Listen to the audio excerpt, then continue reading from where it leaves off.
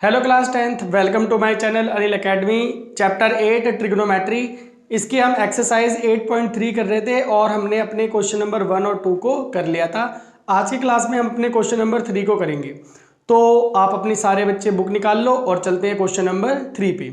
अगर हम question number 3 की बात करें तो ये हमारे 4 पार्ट में डिवाइड है, मतलब इस क्वेश्चन में आपके 4 पार्ट हैं जो कि MCQ की फॉर्म में है।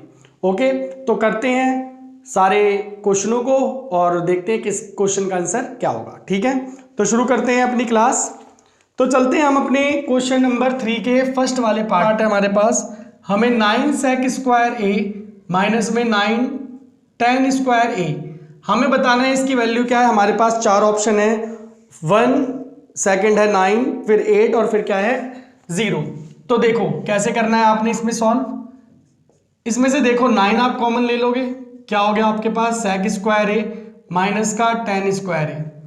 अगर हम आइडेंटिटी की बात करें तो जो ये चीज होती है sec स्क्वायर थीटा माइनस का tan स्क्वायर थीटा, ये किसके बराबर होता है 1 के। तो हमारा आइडेंटिटी के हिसाब से ये क्या हो गया 1 हो गया, मिनटों में 1, 9 1 क्या हो गया 9। इसका मतलब हमारा जो ऑप्शन नंबर बी है वो क्या होगा, बिल्कुल सही होगा। तो आपके फर्स्ट का ऑप्शन क्या हो गया 1। क्या है, क्या याद रखना है आपको कि आपका फॉर्मूला जो होता है sec स्क्वायर ए माइनस का tan स्क्वायर ए किसके बराबर होता है 1 के। तो डायरेक्ट ये 1 हो गया, हमारा आंसर क्या आ गया 9। तो बी ऑप्शन हमारा क्या है, सही है। चलते हैं सेकंड वाले पे। हमारे पास है 1 प्लस में tan theta plus sec theta bracket close, 1 plus में cot थीटा माइनस का cosec थीटा। हमें बताना है इसको जब हम सिंप्लीफाई करेंगे तो हमारा आंसर क्या आएगा, मतलब इसकी वैल्यू क्या आएगी 0, 1, 2 या फिर -1। तो देखो ये तो थोड़ा बड़ा है, तो करते हैं इसको सॉल्व। तो क्या करते हैं 1 को 1 ही रहने देते हैं, tan को लिख देते हैं फॉर्मूले में sin theta by cos theta. tan theta का फॉर्मूला क्या होता है sin theta by cos theta. और sec को क्या लिख सकते हैं हम 1 बाय cos थीटा। अब यहाँ पे आओ, 1 की जगह 1, cot को क्या लिख सकते हो आप लोग cos theta by sine theta. तो याद रखना हमारा ये इसका फॉर्मूला होता है। और cosec क्या होता है हमारा 1 बाय साइन थीटा।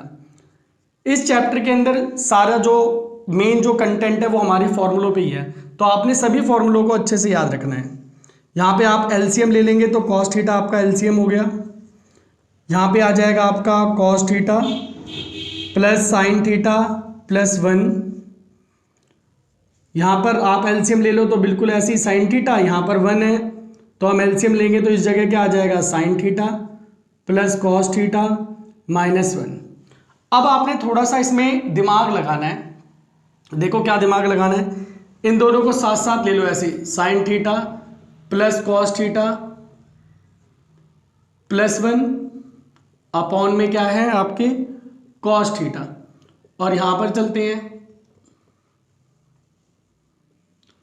यहाँ पे भी बिल्कुल ऐसी ब्रैकेट लगा दो, साइन थीटा माइनस का cos theta, sign theta plus cos theta minus 1 upon में साइन थीटा। अगर हम ऊपर ध्यान दें तो इस पूरे को a मान लो, a plus B, a minus B. क्या होता है a प्लस बी और a माइनस बी किसका फॉर्मूला होता है, a प्लस बी इंटू में a माइनस बी किसका फॉर्मूला होता है, ये होता है आपका a square minus B square. तो ये हमारा पूरा a है, मतलब sine theta plus cos theta का आपका होल स्क्वायर माइनस में 1 का स्क्वायर। तो 1 का स्क्वायर करोगे तो 1, और इन दोनों को भी आप इंटू कर दो तो क्या हो गया sine theta into cos theta. अब आपने आगे क्या करना है, तो देखो आगे a प्लस बी की होल स्क्वायर का फॉर्मूला खोलो। क्या होता है a स्क्वायर मतलब साइन थीटा का स्क्वायर 2ab और फिर बी स्क्वायर मतलब कॉस थीटा का होल स्क्वायर माइनस 1 जो ये बचा है वो लिख दिया। और नीचे हमारे पास यही रहेगा साइन थीटा कॉस थीटा। इसे खोल देंगे तो ये हमारा हो जाएगा साइन स्क्वायर थीटा प्लस में 2 sine theta cos theta plus में cos square theta minus 1 upon में साइन थीटा और कॉस थीटा। अब देखो आइडेंटिटी याद करो फटाफट जल्दी से, sine square theta plus cos square theta, आप इन दोनों को साथ साथ ले लो, sine square theta plus cos square theta. क्यों हम साथ साथ ले रहे हैं, क्योंकि ये हमारा 1 बना देता है। साइन स्क्वायर थीटा और कॉस स्क्वायर थीटा हमेशा किसके बराबर होता है, 1 के बराबर होता है, इसलिए हमने इसको साथ साथ ले लिया। तो sign square theta plus cos square theta की वैल्यू कितनी हो जाएगी 1, और ये हो गया आपका 2 sine theta cos theta -1 upon में साइन थीटा अपॉन में कॉस थीटा। तो देखो इस 1 से ये 1 कट गया, अब हमारा इसके अपॉन में ये बचा, तो ये पूरा पूरा कट जाएगा, क्या आंसर बच जाएगा हमारा 2। तो हमारा आंसर क्या आ गया 2। तो जो आपका सेकंड पार्ट है थर्ड का, इसका आंसर क्या हो जाएगा हमारा सी। तो जो हमारा सी ऑप्शन है क्वेश्चन नंबर थर्ड के सेकंड पार्ट का, वो हमारा क्या है, हमारा आंसर क्या है 2 है। तो यहाँ पे ये थोड़ा बड़ा था क्योंकि इसमें हमने ट्रिग्नोमेट्री की आइडेंटिटी का इस्तेमाल किया।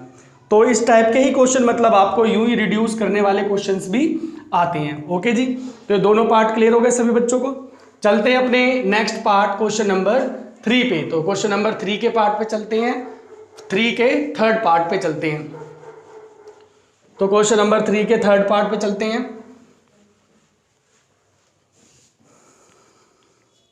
यहां पे हमारे पास क्वेश्चन नंबर 3 के थर्ड पार्ट में हमारे पास है sec a प्लस में tan a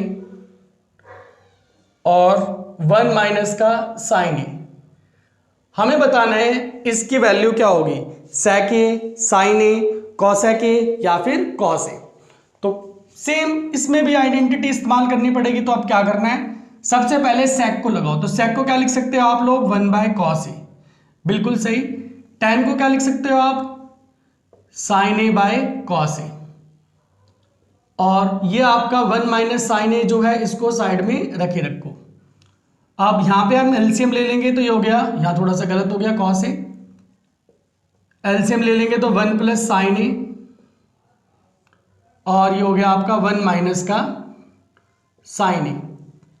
अब थोड़ा सा ध्यान देंगे आप सभी बच्चे, ये 1 प्लस साइन ए और ये हो गया आपका 1 माइनस साइन ए अपॉन में कॉस ए। अब यहां पर देखो a प्लस बी और a minus B, a plus B और a माइनस बी किसके बराबर होता है, ये a square minus B square. तो इसमें फॉर्मूला लगा दो, a स्क्वायर मतलब 1 का स्क्वायर करोगे तो 1 ही, और ये क्या हो जाएगा साइन स्क्वायर a अपॉन में कॉस ए। अब अभी अभी हमने आइडेंटिटी यूज करी है कि साइन स्क्वायर ए प्लस कॉस स्क्वायर ए किसके बराबर होता है हमारा 1 के। अगर मैं यहाँ पे इसको इधर भेजूं तो आप देखोगे कि कॉस स्क्वायर ए की वैल्यू क्या होगी 1 माइनस साइन स्क्वायर ए। तो हम इसकी जगह क्या लिख सकते हैं, कॉस स्क्वायर ए 1 माइनस साइन स्क्वायर ए किसके बराबर हो गया कॉस स्क्वायर ए। तो हम इसके बदले क्या लिख देंगे कॉस स्क्वायर ए अपॉन में कॉस ए। तो देखो एक और एक आपका क्या हो गया कैंसिल आउट हो गया, तो आपके पास क्या बच गया कॉस ए। तो जो हमारे थर्ड का थर्ड पार्ट है हमने पूरा सिंप्लीफाई किया। What is our final answer cos A. मतलब हमारा जो ऑप्शन नंबर डी है, तो डी ऑप्शन हमारा क्या है, बिल्कुल करेक्ट ऑप्शन है थर्ड पार्ट के लिए। ओके जी, क्लियर। तो यहां पर भी ट्रिग्नोमेट्रिक आइडेंटिटी का इस्तेमाल हुआ। ठीक है, तो फॉर्मूले आपने भैया जरूर पक्का पक्का याद कर लेने हैं। चलते हैं अपने फोर्थ पार्ट पे। यहां पर हमारे पास 1 प्लस tan स्क्वायर ए अपॉन में 1 प्लस कॉट स्क्वायर ए। हमें बताना है इसकी वैल्यू क्या होगी। पहला ऑप्शन है सेक स्क्वायर ए, दूसरा ऑप्शन है -1, तीसरा ऑप्शन है कॉट स्क्वायर ए, और लास्ट डी ऑप्शन है tan स्क्वायर ए। तो देखो क्या करना है आपने, सारे बच्चे ध्यान से देखो। तो आपने क्या करना है इसमें, ये जो 1 प्लस tan स्क्वायर है इसको तो ऐसे ही रहने दो,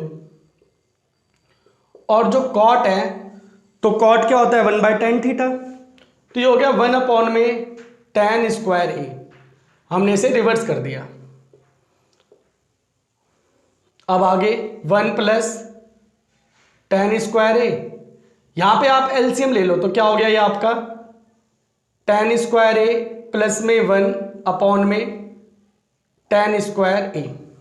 आपने एलसीएम ले लिया, ठीक है, क्लियर है यहां तक। तो अब हम नेक्स्ट स्टेप में क्या करेंगे, 1 प्लस tan स्क्वायर ए, जो हमारा ये पार्ट है ये रिवर्स हो जाएगा, ये पार्ट क्या होगा उल्टा हो जाएगा। तो जब ये उल्टा आप करोगे तो ये हो जाएगा ऊपर tan स्क्वायर ए अपॉन में 1 प्लस tan स्क्वायर ए।